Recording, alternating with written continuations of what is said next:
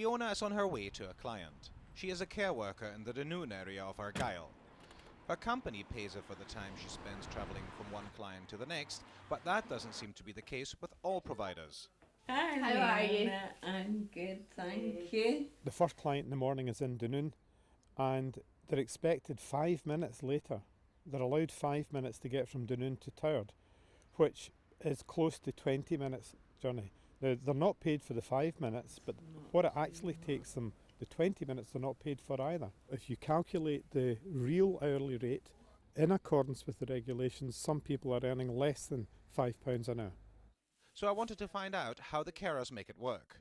Do you find that some people also not spend the allocated time entirely with the client? Oh yes, definitely.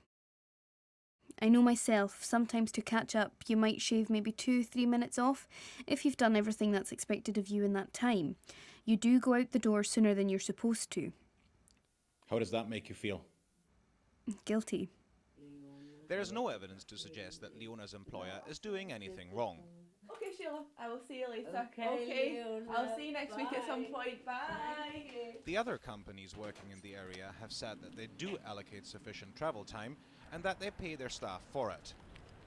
I've seen evidence that suggests that some carers aren't being paid for the time they spend travelling between clients, and this means that they don't seem to be paid the minimum wage.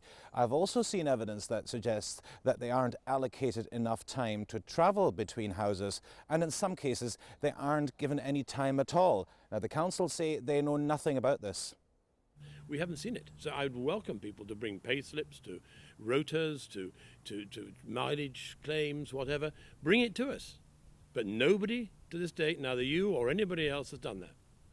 HMRC say they can't comment on individual cases. But if people have concerns about not receiving the minimum wage, they can phone ACAS in confidentiality and even anonymously to make a complaint. Andreas Wolf, reporting Scotland, Dunoon.